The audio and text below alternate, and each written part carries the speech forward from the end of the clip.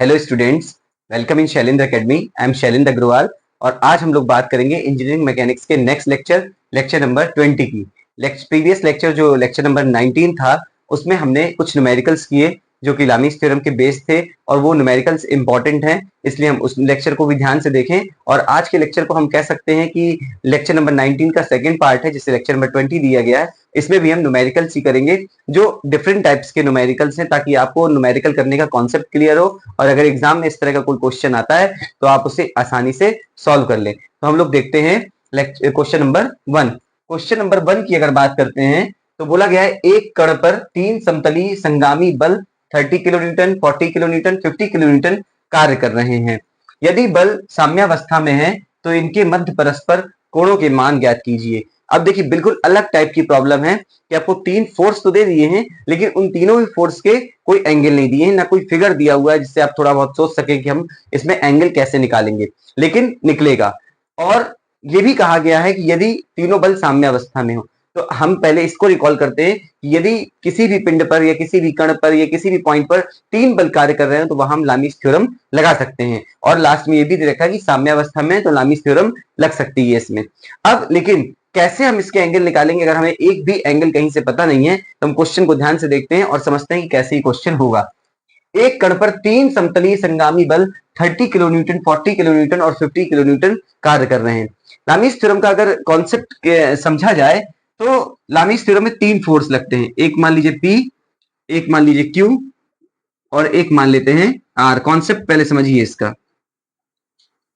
तो P और Q अगर 2 फोर्स किसी बॉडी पर लग रहे हो तो उनका एक रिजल्टेंट होता है जिसको हमने R डैश से बताया था। इसके लिए आप एक बार लामीस थ्योरम का वीडियो देखिए जिसमें प्रूफ दिखाया गया है। तो अगर P और Q 2 फोर्स किसी पॉइंट पर लग रहे हैं तो उनका रिजल्टेंट R होता है। अभी हम इसको हटा दें, रिजल्टेंट R होता है। लेकिन अगर इसी रिजल्टेंट को या इन दोनों फोर्सेस को हमें इक्विलिब्रियम में लाना है तो हमें इस रिजल्टेंट के अपोजिट एक फोर्स लगाना पड़ेगा जो R होगा और उसकी वैल्यू इसके बराबर होगी, दिशा विपरीत होगी। तब हम इस R को हटा देते हैं और बॉडी जो है इक्विलिब्रियम में हो जाती है। तो इस प्रकार से अगर हम कहें तो ये तीनों बल अब एक दूसरे के साथ इक्विलिब्रियम में है। तो अब इस R को अगर हमें फाइंड आउट करना है तो यही R तो होगा, वो बस डायरेक्शन अलग होगी।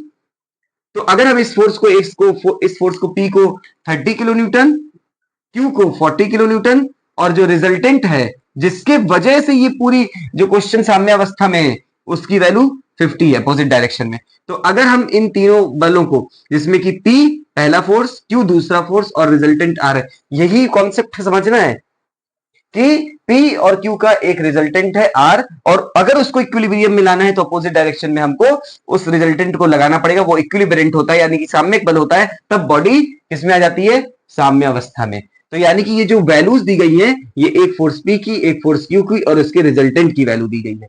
अब अगर हमें कोई 2 फोर्स हैं और उनका रिजल्टेंट निकालना है या पता है तो हमारे पास क्या एक फॉर्मूला होता है 2 फोर्स के लिए, R square equals to P square plus Q square plus 2PQ cos alpha, जहां एल्फा किसके किसके बीच का कोण होता है, दोनों फोर्सेस के बीच का। ये ध्यान रखेंगे। अब अगर हम इसका आपको फेयर डायग्राम बनाएं, आप समझ चुके हैं कि R अपोजिट डायरेक्शन में लगेगा और अगर हमें इन दोनों बलों के बीच का एंगल निकालना है, हम मानते हैं कि एक बल P इधर लग रहा है, एक बल Q इधर लग रहा है और रिजल्टेंट इधर लग रहा है R।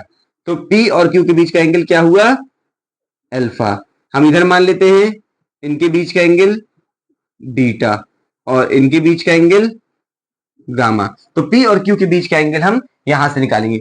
R की वैल्यू दी हुई है यहां पर, देखिए R equals to 50 kilo newton, पहला force P equals to 30 kilo newton और दूसरा force Q equals to 40 kilo newton और उनका resultant R equals to 50 kilo newton. R की वैल्यू अगर रखी जाए तो 50 का स्क्वायर इक्वल्स टू P की वैल्यू 30 का स्क्वायर प्लस Q की वैल्यू 40 का square plus 2 into 30 into 40 into cos alpha. अगर हम इसको लिखें 2 into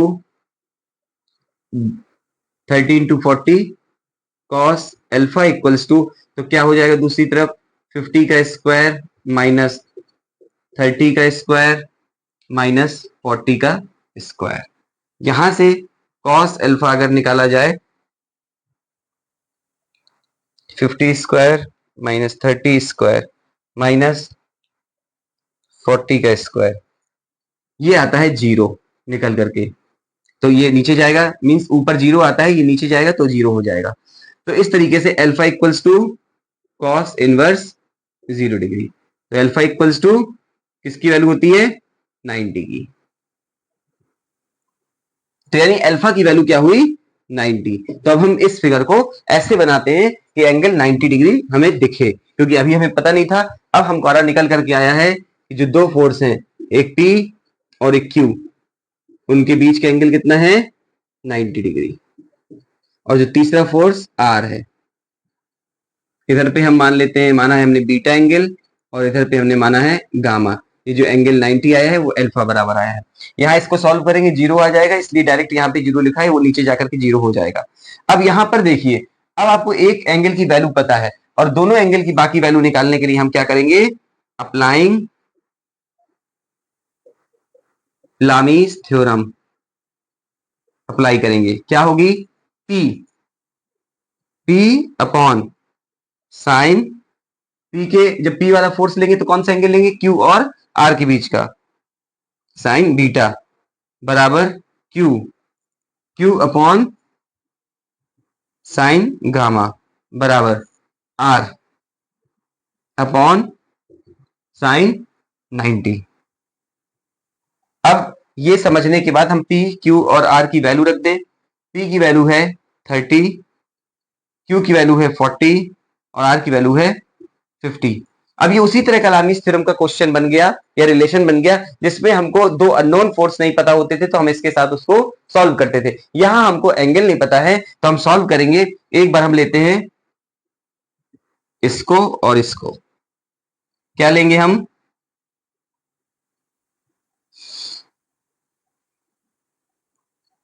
30 upon sine beta equals to 50 upon sine 90। यहां से अगर साइन बीटा की वैल्यू निकाली जाए, साइन बीटा इक्वल्स टू किया जाए, तो 30 इंटू साइन 90 अपॉन 50। यहां से beta equals to sine inverse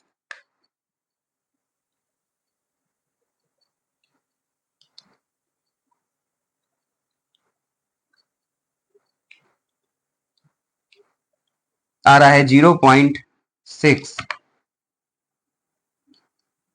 यानी बीटा इक्वल्स टू आया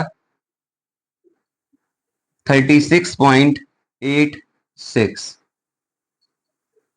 इसके बाद दूसरा वाला रिलेशन का यूज करते हैं, क्या है, 40 upon sine gamma equals to 50 upon sine 90।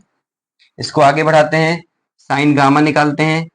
Sign gamma equals to क्या हो जाएगा, 40 इंटू साइन 90 अपॉन 50। यहां से gamma equals to sine inverse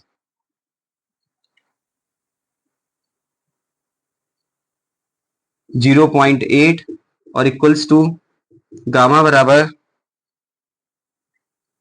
बराबर आया 53.13 डिग्री। तो इस तरीके से हमने देखिए तीनों एंगल को आपके सामने निकाल करके दिखाया, कब, जब हमें एक भी एंगल नहीं पता हो। लेकिन हम यही बोल रहे हैं आपसे कि आप इस कॉन्सेप्ट को तैयार रखिए कि जो तीन बल लगते हैं वो दो बलों का जो रिजल्टेंट होता है P और Q का, वो रिजल्टेंट के अपोजिट डायरेक्शन में ही लगता है।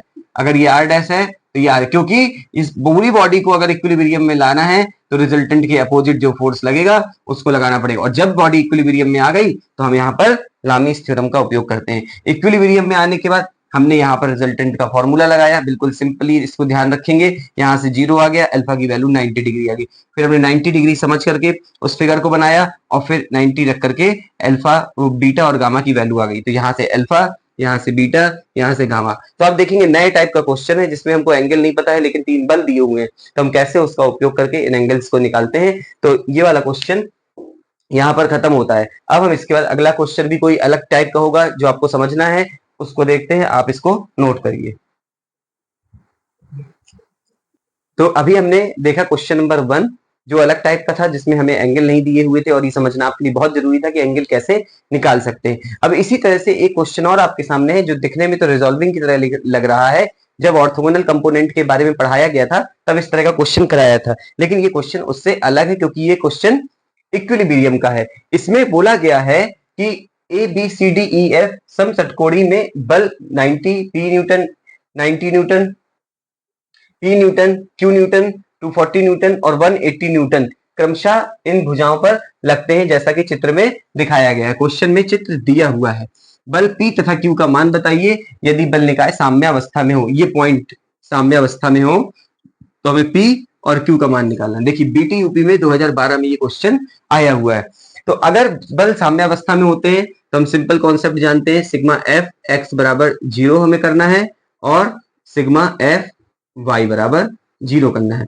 उसके लिए हमें इस पूरे दिए हुए फोर्स सिस्टम को रिजॉल्व करना होगा। रिजॉल्विंग के लिए हम इसको अलग से बनाते हैं कि कहां कहां कौन सा फोर्स लग रहा है, और फिर हम उसको रिजॉल्व कर लेंगे। तो अगर देखें तो ये एक्स एक्सिस, ये माइनस एक्स, ये वाई और ये माइनस वाई, जैसे फोर्स लगे हैं वैसे ही हम लगाते जाएंगे। इस डायरेक्शन में 180 न्यूटन, कितना 180 न्यूटन, 240 न्यूटन यहां से 30 डिग्री पे, फिर क्यू न्यूटन यहां से पूरा 60 डिग्री पे, फिर पी नीचे डाउनवर्ड डायरेक्शन में और 90 न्यूटन 30 डिग्री पे लग रहा है। ये हमने सारे फोर्सेस को बाहर की तरफ निकाल लिया। 1 2 3 4 5 फोर्सेस जो दिए हुए हैं वो पांचों फोर्सेस आपके सामने हैं। अब हम इसको रिजॉल्व जब करेंगे तो रिजॉल्व करने के बाद हम लगाएंगे सिग्मा एफ एक्स और सिग्मा वाई। अगर हमको इसको रिजॉल्व करना है तो हम 240 को रिजॉल्व करते हैं, जो इस एक्सिस के साथ 30 डिग्री पर है, तो हम बाहर की तरफ, चूंकि इसका एरो बाहर की तरफ, क्या आएगा 240 cos 30 डिग्री, और वर्टिकल कंपोनेंट जो आएगा वो आएगा 240 sin 30। ये खुद खत्म हो गया। फिर Q, Q का एक कंपोनेंट यहां पर आएगा, ऊपर इधर लिख दे रहे हैं Q, तो चूंकि 60 डिग्री पे है cos 60, और यहां पर कंपोनेंट आएगा Q sin 60। P का कोई कंपोनेंट नहीं होगा क्योंकि y एक्सिस में 90 इस डायरेक्शन में आएगा 90 sin 30, और यहां पर आएगा 90 cos 30। इस तरीके से इस दिए हुए फिगर की यहां पर रिजॉल्विंग हो गई। अब इस रिजॉल्विंग के अकॉर्डिंग, चूंकि दिया हुआ पूरा सिस्टम इक्विलिब्रियम में है, इसलिए इस इक्विलिब्रियम को हम इक्विलिब्रियम इक्वेशन से यहाँ पर सॉल्व करते हैं। तो ये ओरिजिनल फिगर था, हमने इसको कन्वर्ट किया। आप इसको बना सकते हैं जब अभी बना हुआ है। अब इसके बाद हम इसको सॉल्व करेंगे, और सॉल्व करते समय सबसे पहले लिखेंगे सिग्मा एफ एक्स बराबर 0। क्या होता है, इस डायरेक्शन में प्लस और इस डायरेक्शन में माइनस। तो देखिए सबसे पहले हम लिखेंगे plus 240 cos 30 degree plus Q cos 60 degree minus 180 और माइनस 9 sin 30 डिग्री बराबर 0। इस इक्वेशन को अगर ध्यान से आप देखते हैं तो यहाँ पर सबकी वैल्यू पता है सिर्फ Q को छोड़ के, तो हम Q को लिख देते हैं Q cos 60 इक्वल्स टू 180 उस तरफ गया, प्लस यहाँ 90 है, 90 sin 30 और माइनस 240 cos 30। यहां से हम Q इक्वल्स टू अगर ऊपर का कैलकुलेट करें सारी वैल्यू, तो 180 प्लस 90 sin 30 माइनस 240 cos 30, ये आया Q equals to 17.154 upon cos 60, क्योंकि 60 नीचे आएगा, इक्वल को Q की वैल्यू आती है 34.3। किस यूनिट में वैल्यू दी थी, न्यूटन में, तो न्यूटन में Q की वैल्यू 34.3 निकल करके आ गई। एक ही इक्वेशन लगाने से Q की वैल्यू आ गई। अब P की निकालने के लिए हम लिखते हैं sigma F Y equals to 0, ऊपर की तरफ प्लस नीचे की तरफ माइनस। y को देखते हैं तो प्लस 240 साइन 30 ये वाला कंपोनेंट प्लस q साइन 60 ये कंपोनेंट प्लस 90 कॉस 30 ये कंपोनेंट और माइनस p इक्वल्स टू 0। तो सिर्फ p माइनस में है तो p को हमने एक तरफ लिख दिया और बाकी 240 साइन 30 प्लस q की वैल्यू क्या आई है 34.3 साइन 60 और प्लस 90 कॉस 30। यहां से डायरेक्ट हम कैलकुलेटर से सॉल्व करते हैं पूरी value 240 into sine 30 plus 34.3 into sine 60 plus 90 into cos 30। ये आया आंसर 227.64 न्यूटन। तो P और Q दोनों के मान निकल करके आ गए हैं और P और Q के मान किस तरह से निकले हैं इस कॉन्सेप्ट को अगर ध्यान से देखें तो सिर्फ साम्य अवस्था यानी इक्विलिब्रियम में पूरा क्वेश्चन चल रहा है और इक्विलिब्रियम की इक्वेशन लगाइए डायरेक्ट। सबसे पहले तो इस चीज को बिल्कुल दिमाग में बैठा लिए कि कोई भी क्वेश्चन कठिन नहीं होता है, हर क्वेश्चन में कॉन्सेप्ट होता है। कॉन्सेप्ट अगर इधर पे बात करें इक्विलिब्रियम में तो सिग्मा एफ एक्स बराबर 0, सिग्मा एफ वाई बराबर 0 और लामीस थ्योरम में आपको लामीस थ्योरम का फॉर्मूला लिखना है। इसी तरीके से जब हम नॉर्मल रिएक्शन के जिसका नॉर्मल रिएक्शन का वीडियो पड़ा हुआ है और उसमें सारे क्वेश्चन प्रीवियस ईयर में सॉल्व हुए उसको आप देखिए, शायद 15 या 16 नंबर का वीडियो है, तो उसमें आपको समझ में आएगा कि उसमें भी 3 इक्वेशन लगती है, सिग्मा एफ एक्स बराबर 0, सिग्मा एफ वाई बराबर 0 और एक मोमेंट होता है सिग्मा एम बराबर 0। तो आसान क्वेश्चन है, प्रैक्टिस जरूरी है और ध्यान से पढ़ना जरूरी है। तो ये हो गया क्वेश्चन नंबर 2 जिसको हमने सॉल्व किया, बीटीयूपी 2012 में आया था। तो आप समझ लीजिए कि कोई भी क्वेश्चन कभी भी आ सकता है। अब इसके बाद हम लोग लास्ट क्वेश्चन इस वीडियो को देखेंगे, क्वेश्चन नंबर 3, और उसके बाद हम लोग फिर नेक्स्ट लेक्चर 21 पे जाएंगे जो हमारी नेक्स्ट यूनिट होगी फ्रिक्शन की। तो क्वेश्चन नंबर 3 देखते हैं कि उसमें क्या नया है। वो सपोर्ट रिएक्शन का क्वेश्चन है, इसको आप नोट करिए जब तक। तो स्टूडेंट्स अब हम लोग देखते हैं क्वेश्चन नंबर 3। क्वेश्चन नंबर 1 भी अलग था, क्वेश्चन नंबर 2 भी अलग था, क्वेश्चन नंबर 3 भी अलग है। इसी तरह प्रीवियस लेक्चर 19 जो था उसमें भी सारे क्वेश्चंस लामीस थ्योरम के बेस्ड पे थे, लेकिन उनमें एंगल कैसे निकाला जाता वो सारे क्वेश्चन अलग अलग टाइप के थे। तो इसी तरीके से क्वेश्चन नंबर 21 हमें लगा कि इसका भी कॉन्सेप्ट आपको बताना चाहिए, क्योंकि देखिए आपने ये पढ़ रखा है यूडीएल, ये पढ़ रखा है पॉइंट लोड, आपने अलग से तो मोमेंट पढ़ रखा है, लेकिन इस तरह की से अगर लग करके आता है किसी भी बीम पर कोई पॉइंट लोड तो हम उसको क्या करेंगे। तो इसके लिए हम सबसे पहले इसका फ्री बॉडी डायग्राम बनाते हैं, तब आपको इसका पूरा कॉन्सेप्ट समझ में आएगा। तो पॉइंट ए है और बी है, यानी कि रिएक्शन। क्वेश्चन में कहा गया है कि चित्र में प्रदर्शित छड़ के लिए प्रतिक्रियाएं ज्ञात कीजिए, calculate the reactions for the beam shown. तो इसके लिए हम पहले इतनी ही लंबाई का इसका फ्री बॉडी डायग्राम बनाने के लिए एक छड़ बना लेते हैं या हम कहें बीम बना लेते हैं। यहाँ पर हमने रिएक्शन एज इट इज, चूंकि सिंगल आपको रिएक्शन दिख रही है इसलिए हमने आर ए लगा दिया और यहाँ पर रिएक्शन आर बी लगा दी। फ्री बॉडी डायग्राम आपको ध्यान से देखना है। अब देखिए जो सी पॉइंट है, सी पॉइंट को अगर देखें बाकी तो आपको क्लियर है कॉन्सेप्ट। तो 40 किलो न्यूटन का जो पॉइंट लोड है वो किसी न किसी तरह यहां से ट्रांसफर होकर इसी पॉइंट पर आएगा, ये ध्यान रखना है। 40 किलो न्यूटन का लोड इधर हवा में तोड़ नहीं जाएगा ना, आएगा तो यहीं पर लग करके। तो सी पॉइंट पे जो कि 3 मीटर की दूरी पर है, यहां से हमने सी पॉइंट पर एक पॉइंट लोड लगाया जैसा दिया हुआ था। कितना है 40 किलो न्यूटन, ये लगा दिया। लेकिन क्या इससे भर से हो जाएगा? नहीं। अब चूंकि सी पॉइंट से 40 किलो न्यूटन का लोड 2 मीटर की दूरी पर है, तो सी पॉइंट से जब लोड 2 मीटर की दूरी पर होगा तो एक मोमेंट क्रिएट होगा 40 किलो न्यूटन इंटू 2 मीटर का। तो यहां पर जो ये सी पॉइंट है यहां से एक मोमेंट लगेगा, कितने का ध्यान रखिएगा। ये पॉइंट लोड था 40 लग गया, लेकिन सी से 2 मीटर की दूरी पर ये पॉइंट लग रहा है तो एक मोमेंट क्रिएट करेगा और सी के एंटी क्लॉकवाइज। तो एंटी क्लॉकवाइज कितनी दूरी पे मोमेंट क्या होता है? मोमेंट होता है एफ इंटू डी। तो एफ कितना है 40 और डी कितना है सी से 2 मीटर, तो कितना हुआ 80 किलो न्यूटन मीटर। तो 80 किलो न्यूटन मीटर का मोमेंट लगा, ये ध्यान दीजिए। फिर ये पॉइंट हो गया सी, यही है नया कॉन्सेप्ट, इसको इसमें कन्वर्ट करना, क्योंकि ये इस तरह का कोई क्वेश्चन नहीं हुआ था लेकिन एक क्वेश्चन दिखा तो हमने कहा ये आपको करवाना आवश्यक है क्योंकि इस तरह का क्वेश्चन आ सकता है। डी पॉइंट पर हम देखते हैं, डी पॉइंट पर एक पॉइंट लोड लगा हुआ है जिसकी वैल्यू है 25 किलो न्यूटन। और इसी तरीके से अब डी और बी के बीच में यूडीएल है। यूडीएल का कॉन्सेप्ट बिल्कुल सिंपल है कि जब किसी भी बीम पर यूडीएल की वैल्यू दी होती है तो वो दी है 10 किलो न्यूटन पर मीटर, मींस 1 मीटर में 10 किलो न्यूटन लग रहा है, लेकिन लग कितने में रहा है 3 मीटर में, तो हम 10 का 3 में गुणा कर देंगे तो वो एक पॉइंट लोड में कन्वर्ट हो जाएगा और वो पॉइंट लोड हम ऐसे बना देंगे।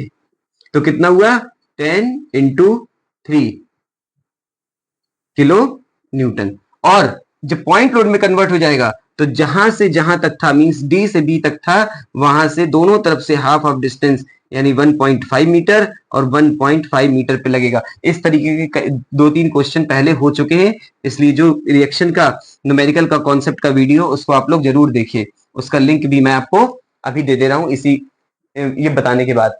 तो 10 इंटू 3 किलो न्यूटन कन्वर्ट हुआ और हाफ ऑफ डिस्टेंस, ये हुआ फाइनल इसका फ्री बॉडी डायग्राम। अब हम जो कॉन्सेप्ट होता है कि सिग्मा एफ एक्स बराबर 0, कोई भी हॉरिजेंटल कंपोनेंट फोर्स का नहीं है, इसको छोड़ देंगे। नेक्स्ट लेंगे सिग्मा एफ वाई बराबर 0। सिग्मा एफ वाई का मतलब ऊपर की तरफ फोर्स प्लस, नीचे की तरफ फोर्स माइनस। सबसे पहला फोर्स ऊपर की तरफ आर ए लग रहा है, हमने लिखा प्लस आर ए, नीचे की तरफ माइनस 40।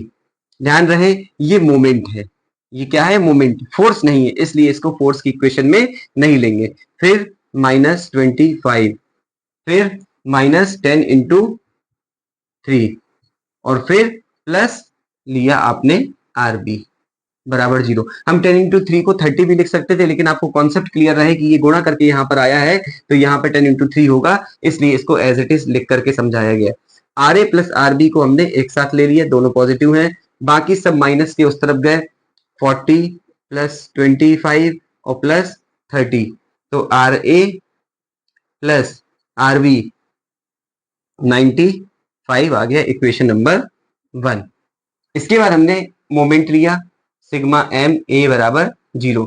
ए पॉइंट के अबाउट मोमेंट लेते हैं तो आर ए का मोमेंट 0 हो जाएगा, इसको ध्यान रखना है आपको। फिर आता है 40, तो 40 इस पॉइंट पे उंगली रख करके घुमाएंगे तो आएगा कितना, 40 कितनी दूरी पर है 3 मीटर, तो 40 इंटू 3 लिया, बिल्कुल basic concept.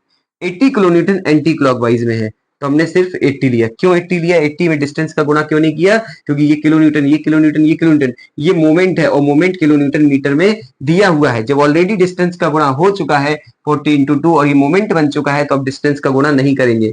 Moment clockwise positive और एंटी क्लॉकवाइज नेगेटिव, तो 40 किलो न्यूटन का फोर्स था जिसका मोमेंट निकालने के लिए 40 इंटू 3 किया गया। 80 किलो न्यूटन मोमेंट ही है इसलिए उसको सिर्फ 80 लिखा एंटी क्लॉकवाइज डायरेक्शन में, फिर प्लस लिखा 25 इंटू 3 और प्लस 2, क्योंकि ए से डिस्टेंस लेनी है तो टोटल कितना हुआ 5। फिर इसके बाद प्लस 10 इंटू 3 है लोड और डिस्टेंस देखिए 3 to 5 and 6.5 minus RB anti clockwise direction में आरबी इंटू टोटल डिस्टेंस 8 बराबर 0। यहां से हम लिखेंगे अब 8 आरबी इक्वल्स टू 8 आरबी इसका इस तरफ गया, ठीक है, आरबी माइनस का ना इस तरफ गया तो ये आया 120, इसको सॉल्व किया माइनस 80 प्लस 125 और फिर प्लस इसको करते हैं कैलकुलेट 30 इंटू 6.5 आया 195। यहां से आरबी इक्वल्स टू अगर कैलकुलेट करें 120 माइनस 80 प्लस 125 प्लस 195 360 अपॉन 8, तो आरबी की वैल्यू आई 45 किलो न्यूटन। ये आ गई हमारी रिएक्शन एट पॉइंट बी। अभी एक रिएक्शन निकालने के लिए हम इक्वेशन नंबर 1 का इस्तेमाल करेंगे, यही देख लेते हैं।